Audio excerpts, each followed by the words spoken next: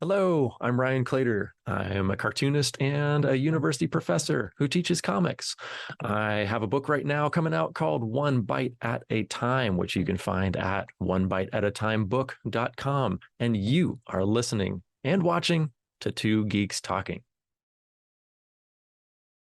Good morning, afternoon, evening, everyone. Two Geeks Talking is an entertainment industry interview show where we interview the creative people from the comic, film, TV, movie, and video game industries. And of course, I'm your host, Kurt Sasso. We are joined today by a returning guest. He has been on the show multiple times. It is always a joy to have him on the show because whether he's talking about A Hunter's Tale, whether he's talking about his amazing collection and knowledge of coin-operated pinball machines, or if he's talking about his newest project, Elephant Eater Comics. We are joined by the ever-talented Ryan Claytor, comes back on the show on Two Geeks Talking. How are you doing today? Hey, Kurt. It's so good to be back. Always a pleasure to talk with you. Thank you so much for having me here. Well, it's great to have you back. Whenever you show up on the show, I love talking with you, not only about your amazing projects, but I always love seeing how you change up your style, not only from your amazing shirts, but your room. It's like you've given yourself depth of field of everything here. Just one solid paper backdrop that I set up. No, we were talking before we started recording, but basically my son and I switched spaces. I was on floor one and he was here in floor basement, and we swapped spaces so that our new cat would not eat all of my books because I like these things behind me. So anyway, we keep cat upstairs, books downstairs. Everybody's happy. There you go. And you have a purring terror machine that you love, I'm sure. Right. For those that don't know anything about yourself as a creative person, tell us who you are and what you're bringing today to Two Geeks Talking. Well, thank you for asking and having me here. My name is Ryan Claytor. I'm a comic book artist and a university professor. I teach the comics studio courses at Michigan State University, and I spearheaded the comic art and graphic novel minor course of study there. We have an interdisciplinary minor between the art and English departments at Michigan State University. And we also have the largest public collection of comic books in the entire universe, anywhere, ever. Sits in our main library. So we've got a bunch of comic book resources in addition to that on campus, but I'm here today to talk about my own work that I've been doing for the past 20 years. So this book is called One Bite at a Time. It's a hardcover, oversized art book, and there's like two main things that I'm really excited about for this book. One is the content and the other is the format. So maybe we can talk about content first, which is essentially 20 years of my work in comics, illustration, and design. So there is everything from my comic books to hired illustrations to my watch designs, my neon designs, my fancy pancakes that people have seen online, and a bunch more. But there's a heavy focus on behind the scenes process images to show the steps that were gone through in order to arrive at each piece.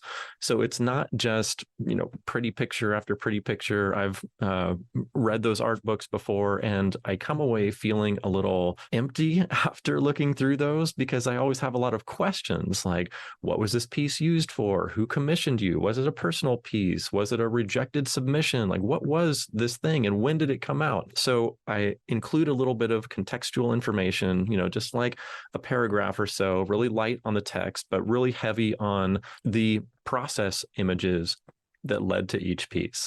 That's what I love about, and I remember looking at art history books and art brand books, especially for advertising, things like that. You see the final product, and it's almost like a testament to today's society when it comes to social media and always showing your best foot forward. I think you learn more from the process and the failures than from the final version, as great as it is, I'm sure. Yeah. I think as outsiders and even as an artist, sometimes I look at work from my heroes and I think, wow, that must have just happened so easily. That's rarely the case. So I really wanted to pull back that creative curtain and let people see what it took to make each of these pieces. And then I mentioned that second component of this book that I'm also really excited about. So I'm a designer at heart, and I love when people put extra attention to designing the product that surrounds the content within. So this book, as I mentioned, is going to be an oversized 9 by 12 inch hardcover book. And if you take a look at the outside, you'll see, actually, do you mind if I share some images right please, now, Kurt? that'd be great. Cool. I think I've got my screen share set up.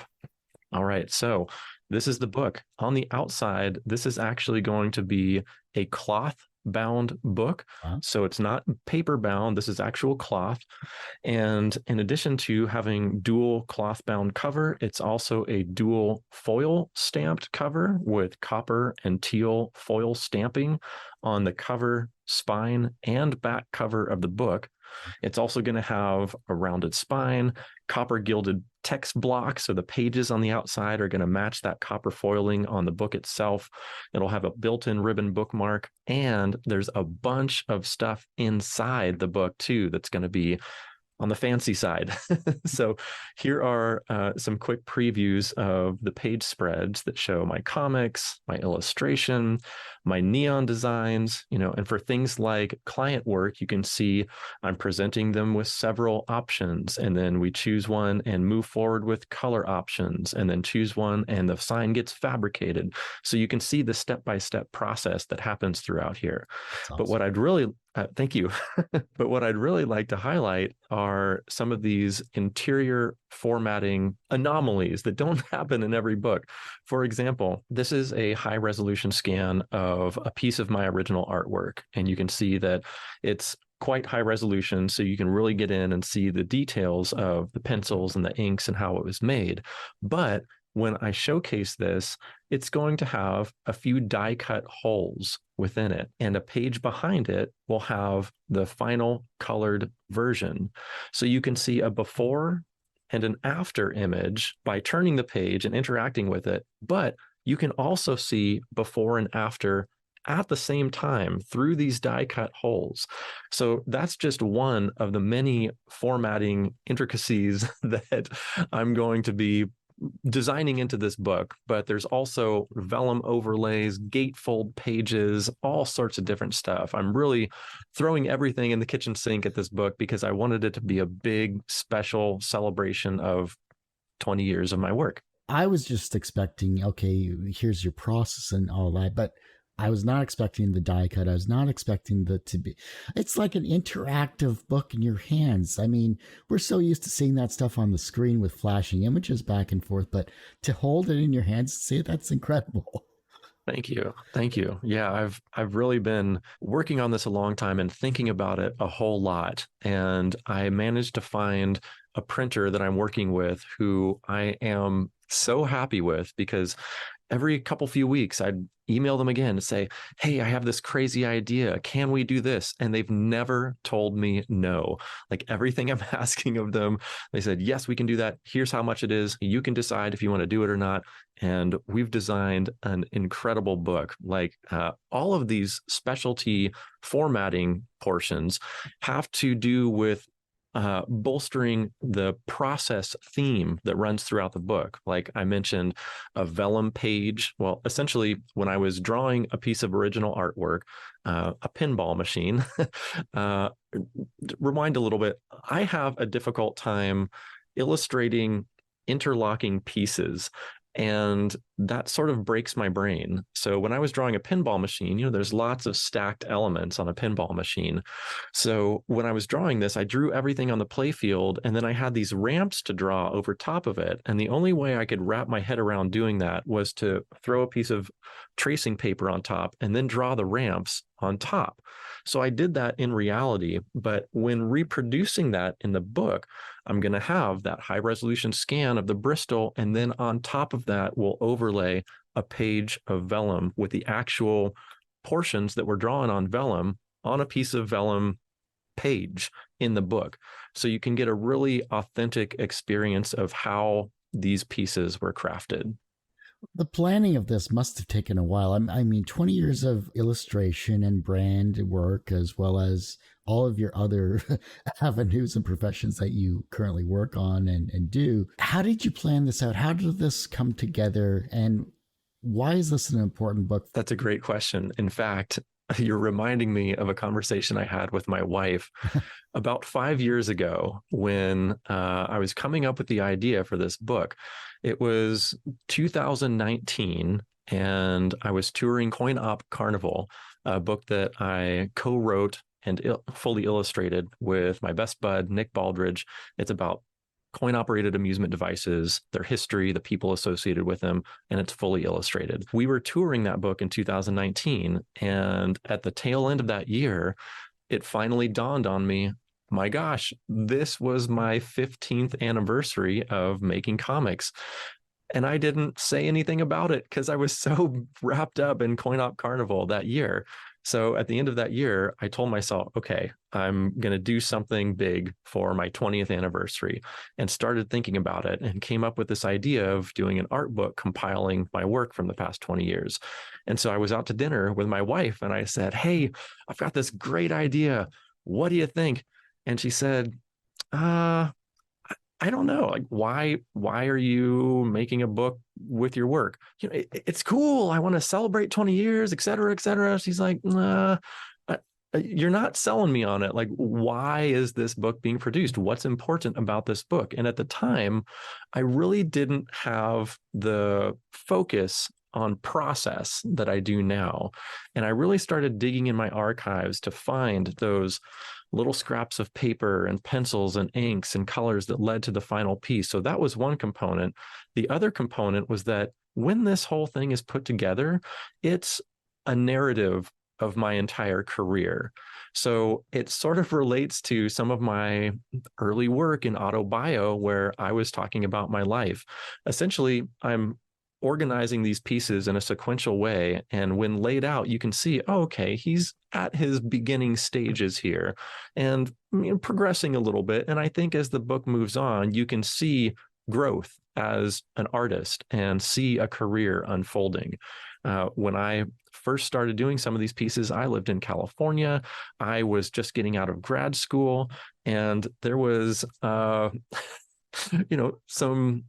some more amateur pieces in there, and I want to showcase some of those things, like my very early work. Some of my very first books are going to be featured in here. But I think through the course of the 250 some odd pages that are in this book, you're going to be able to see that narrative unfold, that career start to build. And I think that's another really exciting portion of this book. So all that to say, your question reminds me of my conversation with my wife a while back, when she really questioned me about the purpose for this book and really made me stop to think about it. And I'm so glad she did, because the book is much better for it. We always have to take the advice of our significant other, and we'll be happier for it in the long run, I'm sure. I'm happier in the long run too. Obviously, you've seen your growth, and you see your growth in these 250 pages. Is there anything you would have changed about your creative process or yourself if you could go back and do this all over again? Man, I don't have many artistic regrets. There's nothing that I think I would have changed in particular, because at the time, I think I was doing the best I could and making the best decisions that I could. I don't know that they always led to extraordinary success, but I think I was making the best decisions at the time that I could. And all along the way, I'm learning about, well, maybe I can pencil this in a particular way, or the advent of digital art comes along and I start incorporating digital pencils into my work. I try out digital inks. I find out that I really don't like digital inking, but I love the editability of digital pencils. So when you're laying out and composing something, you can move things independently of one another, resize elements in conjunction with one another or separate from one another. And then once you have that blueprint, then come in and ink everything. And for me, I've never been able to fully integrate myself into digital inking. I've been inking with a brush pen for so long, I feel like I can get the fidelity of line that I want there. And when I try it on a digital surface, it feels a little too slick to me and a little removed. I just can't get that like wobbly, organic, hand-drawn line that I want. So, over the course of these years, you can see process is changing, experimenting, trying new things, abandoning things that don't work. So I hope that this is an interesting artifact and inspirational to see all these different pieces, and hopefully an educational element too. I see this process focused throughout the book as kind of an educational arm of Ryan Claytor. I'm a university professor, and so I really enjoy teaching and helping people realize what they want to make too.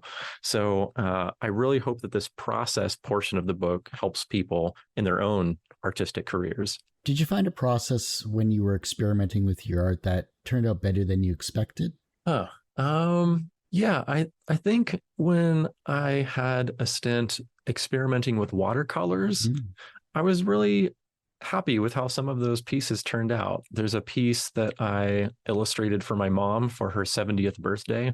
It's my dad and her at a table, and they're having tea. My mom likes to have tea, and so there's this little tower of things and of little sandwiches and stuff. And so I did that in watercolor, and I was really pleased with how that turned out. And I ended up making a number of other watercolor pieces too. The only withhold I have about that is that it's really permanent. Once you lay down a color, if you make a mistake, it's kind of there. And the other thing is it takes a considerable amount of time to do, at least for me, to do a watercolor like that. So part of me feels like, boy, it would really be neat to do a watercolor comic, but comics take a lot of time as it is. And I don't know, I think I need that control and that editability when I'm working on a project that is that complex. When I'm doing a single illustration, I feel like I can, throw fate to the wind and, do my best. And if it doesn't work out, it's just a single picture. But for an entire book, that's daunting for me. So whenever I see pieces that are like that, watercolor comics, I'm really taken by them. Obviously, you have a Kickstarter campaign currently ongoing. You have such a variety of products available. I mean, 250 pages is nothing to sneeze at, honestly. For the value that you're getting with this book, for not only from an artistic process, but from a learnability and educational perspective for those that are just starting in their artwork, or maybe those that never thought that they could do neon signs as an artist, as a professional. What are you trying to provide to the masses besides the book? I've got a number of different rewards available for folks, starting with a digital version of the book. So I've mentioned this book, and all the bells and whistles associated with it is going to be $50, which is actually 17% off the cover price. And I'm giving you free shipping as well. When the book comes out in the direct market, it's going to be $59.95, and you'll have some, taxes and potentially shipping on top of that. So I'm really trying to make this a killer deal for the Kickstarter backers who helped me get this going initially. If that's a little steep for you, I do have a digital version at $25. And beyond the physical book, I'm also offering a couple of things. One is to sign the book.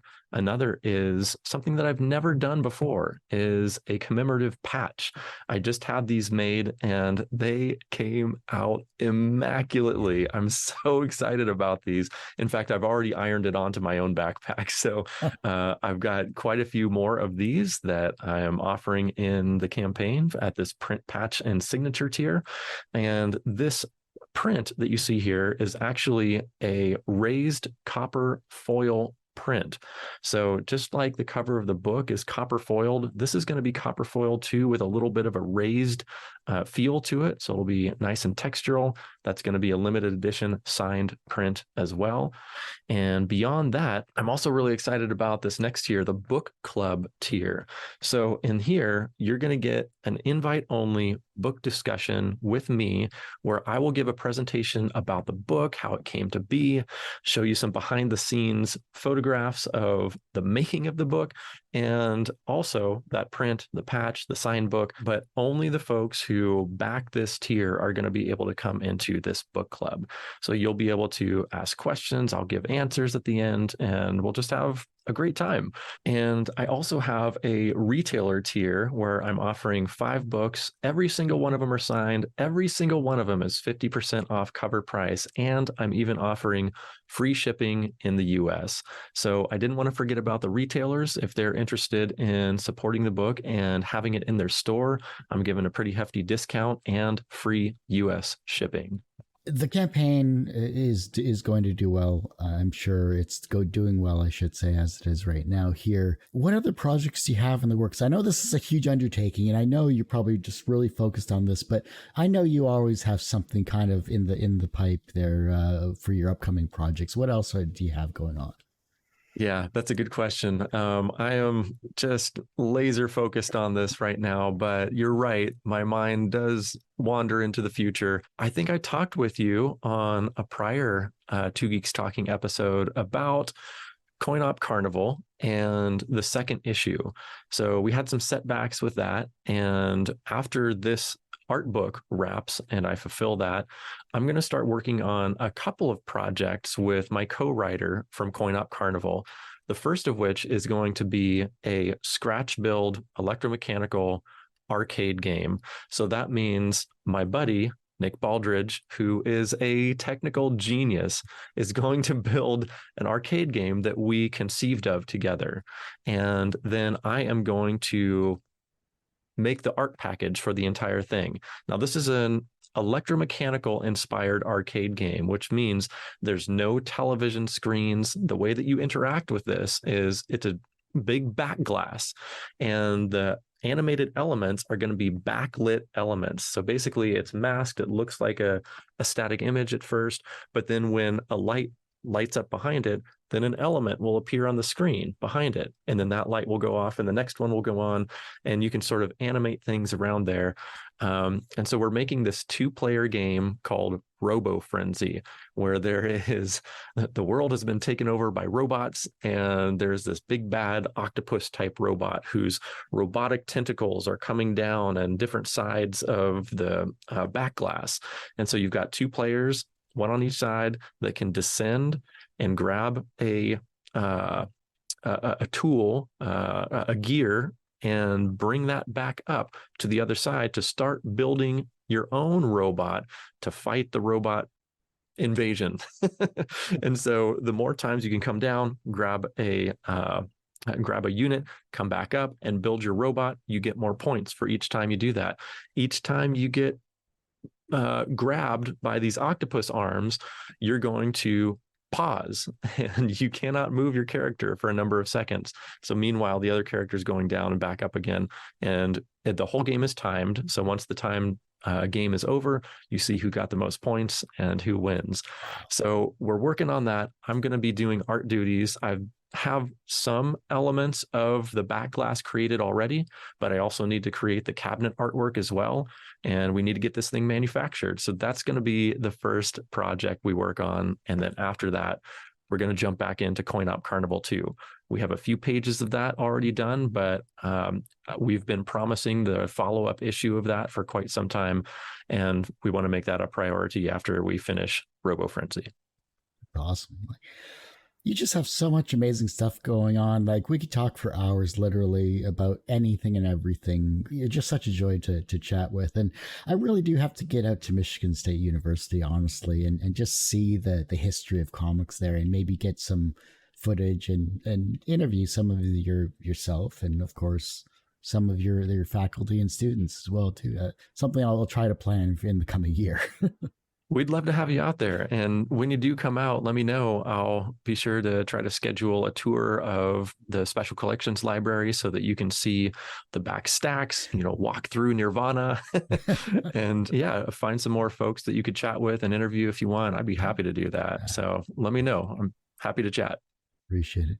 Yeah, actually, one thing I'd like to highlight that sort of falls to the wayside is in this project, I'm also donating to an organization called One Tree Planted that is a reforestation partner with me for this project. So for every person that backs the campaign, we are planting one tree together. This is sort of a little ways down on the Kickstarter campaign, so you can investigate this if you like. But I just wanted to highlight this because the page is long, and I want to make sure that this gets some attention too. So every backer for the campaign will mean one more tree is planted in this world. So I want to send some thanks out to One Tree Planted, my reforestation partner for this crowdfunding campaign. I'm really excited to be a part of this with them. You've used them in the past campaigns as well, too. And how has that worked out for you? Really great. It's, in fact, I'm nobody special. Anybody can do this. And I would encourage you to go to onetreeplanted.org and investigate it for yourself for any project, any creative project that you might like to do too. So if you're making a book or, putting on a play, I'm sure there's a million ways you can think of to partner with a reforestation organization like this. They made it super easy. And essentially all it is $1 donated means one tree planted.